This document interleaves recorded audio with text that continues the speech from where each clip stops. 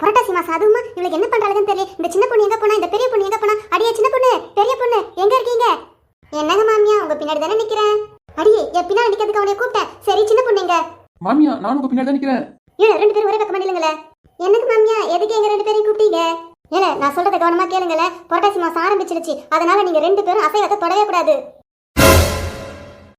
இங்க பாருங்களேன், மூஞ்ச தொங்க போட்டாலும் தொங்க போடனாலும் சரி, புரட்டாசி முடிகிற வரைக்கும் இந்த வீட்ல யாரும் அசைவம் சாப்பிடக்கூடாது. என்ன நான் சொல்றது புரியுதா? சரிங்க மாமியா.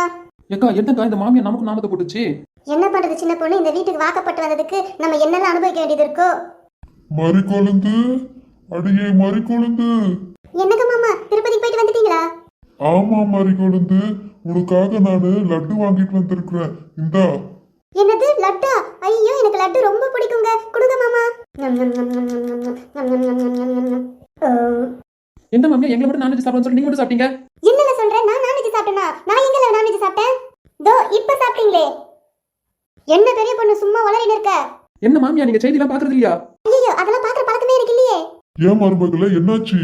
அதான் மாமா செய்தில என்ன சொன்னாங்கன்னா இந்த லட்டுல மாட்டு கொழுப்பு கலந்துருக்கதா சொன்னாங்க மாமா. ஐயோ என்ன மருமகளே சொல்ற? அப்ப லட்டு சைவம் இல்லையா? அம்மா அம்மா. என்ன மாவனே ஆபீஸ்ல இருந்து வந்துட்டியா?